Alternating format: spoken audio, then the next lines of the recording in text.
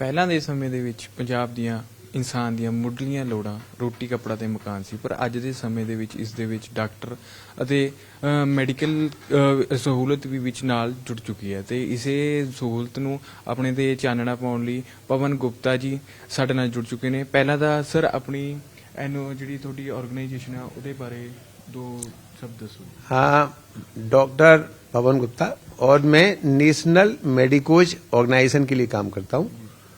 NMO medical छात्रों के बीच में काम करती है और प्राइवेट प्रैक्टिशनर के बीच में काम करती है।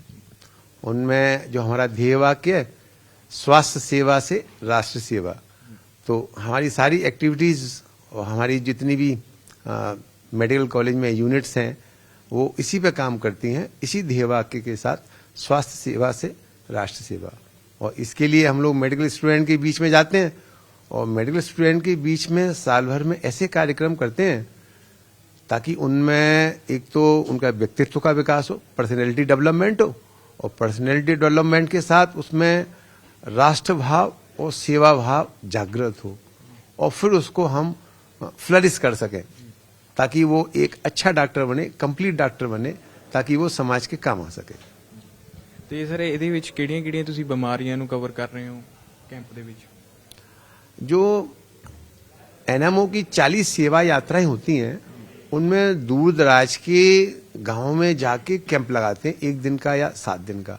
तो जैसे मेडिकल कैंप लगता है तो उसके लिए दवाइयां इकट्ठी की जाती हैं और कैंप में जो हमारा पिछले 48 वर्ष का अनुभव है कि जैसे ब्लड प्रेशर है, डायबिटीज है, बहुत से लोगों को है, उनको पता ही नहीं, तो मेडिकल कैंप में आते हैं वो, तो गांव में तो बहुत से लोग कहते हैं मैं तो चंगा हूं, मैं डॉक्टर पे क्यों जाना, तो वहां पता लगता है उसको तो डायबिटीज है, उसको तो हाई बीपी की शिकायत है। तो ऐसे लोगों को ये पता लग गया कैंप में, वहां दवाई भी देते हैं और साथ में उसको मेडिकल एजुकेशन भी देते हैं कि ब्लड प्रेशर को कैसे कम किया जा सकता है और डायबिटीज को कम करने के लिए लाइफ स्टाइल कैसी हो। और मान लो ऐसा कोई मरीज है जो ऑपरेशन से ठीक होगा तो उसको पास के मेडिकल कॉलेज में बुला लेते हैं। ਸਰ ਅੱਜ ਪੰਜਾਬ ਦੇ ਵਿੱਚ ਨਸ਼ਾ ਤੇ ਕੈਂਸਰ ਇਹ ਦੋ ਬਿਮਾਰੀਆਂ ਵੀ ਬਹੁਤ ਜ਼ਿਆਦਾ ਵੱਡੇ ਪੱਧਰ ਤੇ ਵੱਧ ਰਹੀਆਂ ਤੇ ਇਹਦੇ ਲਈ ਤੁਹਾਡੀ ਜਿਹੜਾ ਆਰਗੇਨਾਈਜੇਸ਼ਨ ਹੈ ਉਹਦੇ ਲਈ ਕੀ ਕੰਮ ਕਰ ਰਹੇ ਹੋ? हाँ, आपने सही सवाल पूछा। बठिंडा को कैपिटल ऑफ कैंसर कहा जाता है, तो सारे देश भर में सबसे ज्यादा कैंसर के जो पेशेंट हैं वो बठिंडा में, और उसका मुख्य कारण है कल शाम को एक 2 घंटे का कार्यक्रम था कल्चरल, उसमें भी इस बात को हाईलाइट किया कि पंजाब में जो खेती में पेस्टिसाइड्स और केमिकल्स का उपयोग बहुत ज्यादा होता है टर्नओवर बढ़ाने के लिए, उपज अच्छी हो, इसकी वजह से बठिंडा में सर्वाधिक कैंसर के केस होते हैं। तो हम अपने जो हमारे डॉक्टर्स हैं वो इस बात का भी प्रचार प्रसार कर रहे हैं कि ऑर्गेनिक खेती की तरफ बढ़ें और अपने खान पान में केमिकल्स, प्रिजर्वेटिव और जो खाद में भी जो ज्यादा पेस्टिसाइड इस्तेमाल कर रहे हैं वो कम किए जाएं, तो लोग पता लगे ना अपने ही नुकसान कर रहे हैं। भाई बठिंडा के जो किसान हैं अगर पेस्टिसाइड ज्यादा डाल रहे हैं तो अपने लोगों का नुकसान हो रहा है ना।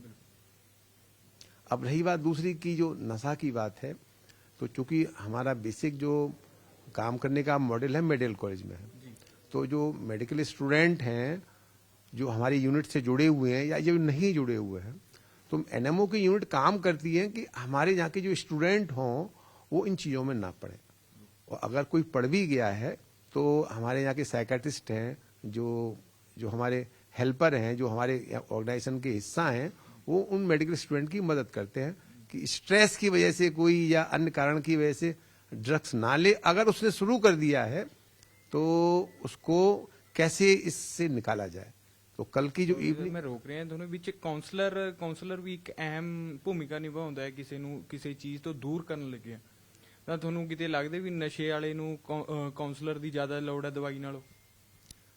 काउंसलर की बहुत बड़ी भूमिका है मेडिकल ट्रीटमेंट में भी, नशे में भी। अगर जिसका काउंसलर अच्छा नहीं है, भाई वैसे अब मुश्किल क्या हो गई है, पहले काउंसलर दादा होता था, चाची होती थी, ताऊ होता था, अब फैमिलीज टूट गई, अब आदमी पड़ोस के जाके किसी अंकल के पास जाके नहीं बैठता। तो जो काउंसलर की भूमिका है उसकी कमी होने की वजह से बच्चे जो है किसी से उनको कुछ एजुकेशन मिल ही नहीं रही। जो व्यवहारिक शिक्षा है वो आपस के 3-4 लोग, छोटा सा उनका ग्रुप है, उसी में वो शेयर करते रहते हैं। तो काउंसलर की भूमिका बहुत बड़ी है और एनएमओ की हर एक यूनिट में ऐसे काउंसलर मौजूद है। ਜੇ ਜਿਹੜੀ ਐਨਐਮਓ ਤੁਹਾਡੀ ਆਰਗੇਨਾਈਜੇਸ਼ਨ ਹੈ ਤੇ ਇਹ ਜਿਹੜੇ ਤੁਸੀਂ ਆਰਗੇਨਾਈਜ਼ ਕੈਂਪ ਲਾ ਰਹੇ ਹੋ ਤੇ ਉਹਦੇ ਵਿੱਚ ਜਿਹੜੀਆਂ ਦਵਾਈਆਂ ਦੇ ਰਹੇ ਹੋ ਕਿਤੇ ਆਮ ਬਾਜ਼ਾਰ ਦੇ ਰੇਟਾਂ ਨਾਲੋਂ ਸਸਤੀਆਂ ਨੇ ਵੀ ਜਿਹੜਾ ਗਰੀਬ ਬੰਦਾ ਅਫੋਰਡੇਬਲ ਕਰ ਸਕੇ ਉਹਨੂੰ? देखिए, एनएमओ के जब कैंप लगते हैं तो हम तो छोटी सी दवाइयां लेके जाते हैं, पर हम ये पब्लिक को बताने की कोशिश करते हैं जाके, एक तो हेल्दी लाइफ स्टाइल क्या है। आजकल लोगों की जो लाइफ स्टाइल है वो हेल्दी नहीं है। फिजिकल लेबर बहुत कम हो गया है। अब फिजिकल लेबर कम हो गया तो हार्ट डिजीज बढ़ेंगी। आप अगर फिजिकली स्ट्रेचिंग, बॉडी स्ट्रेचिंग नहीं करेंगी तो वो तो सबसे पहले तो प्रिवेंशन ऑफ डिजीज कैसे हो, ये मेडिकल कैंप में हम बताते हैं। अब बीमारी हो भी गई है तो कम पैसे में कैसे इलाज हो, होलिस्टिक ट्रीटमेंट। होलिस्टिक ट्रीटमेंट में सारी पैथी आती हैं। तो अब कई बार क्या होता है कि आदमी पैसा फूंकता रहता है, उसको काउंसलिंग ठीक से नहीं हो पाती कि भाई ये अस्थमा है, ये कैंसर है, तो कम पैसे में कैसे इलाज होगा। तो मेडिकल कैंप में अगर कोई आता है हमारे तो वो पूछ सकता है भाई ये कम पैसे में कैसे इलाज होगा। अब वैसे तो मेडिकल कैंप में ज्यादातर मेडिकल कॉलेज के लोग होते हैं, तो जब किसी का ऑपरेशन होना है तो अगर उसका रजिस्ट्रेशन में हो गया तो उसके कैंसर के इलाज में ही मदद करेंगे, या कोई भी बीमारी हो तो उसका ऑपरेशन में मदद करेंगे ना। अच्छा, इलाज सस्ता करने के लिए पब्लिक में बहुत सारी भ्रांतियां हैं। अब जैसे अगर मैं एक लाइन में अगर आपको कहूं, जैसे आप किसी डॉक्टर से प्राइवेट से इलाज कराते हैं, आपकी अगर महीने की इनकम है 10,000 रुपए, वो आपको 100 रुपए रोज की दवाई लिख दी। तो अच्छा ये हो, जैसे हम जो बताते हैं जब मेडिकल एजुकेशन देते हैं लोगों को, आप बताते हैं सर मुझे 10 रुपए रोज की दवाई लिखनी है। अब वहां तो कह नहीं पाते शर्म की वजह से कि डॉक्टर क्या कहेगा, तो कहिए ना खुल के कि भाई मैं तो 5 रुपए रोज की दवाई खाऊंगा, तो इलाज अपने आप सस्ता हो जाएगा। और जो इलाज 5 रुपए में होता है वही 100 रुपए की दवाई में होता है। ऐसा नहीं है कि सस्ती दवाइयां हैं तो काम नहीं करेंगी। डायबिटीज की गोली 1 रुपए की भी है और 100 रुपए की भी है। ਤੇ ਕਿਹੜੇ ਸ਼ਹਿਰ ਤੁਸੀਂ ਕਵਰ ਕਰ ਲਏ ਜੀ?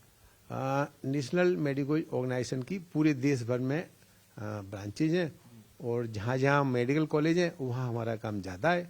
अभी हम कोशिश कर रहे हैं कि जिला स्तर तक और टाउन स्तर तक और गांव के स्तर तक पहुँचें। तो कई जिलों में भी हमारी इकाइयाँ हो गई हैं, और जो गांव हैं, जो मेडिकल कॉलेज के आसपास के जो लगे हुए गांव हैं जहाँ बीमारियाँ ज़्यादा हैं, अब जैसे अभी जो भाई अमृतसर से जो भाई कन्हैया सेवा यात्रा है, जो यहाँ के जो बॉर्डर इलाके हैं वहाँ जाके करते हैं, तो वहाँ जाके इसलिए करते हैं ताकि वहाँ के लोगों की परेशानी हम जान सकें। वो बॉर्डर एरिया से लगे हुए हैं तो वो राष्ट्र हित के लिए भी जरूरी है।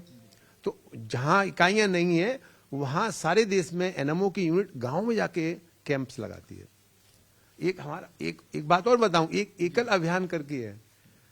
एकल अभियान भी हम लोगों से जुड़ा हुआ एक आंदोलन है, जो पूरे देश भर में इकलौता एक डॉक्टर या एक बंदा जाता है और वहाँ 30 लोगों को जाकर ट्रेन करता है।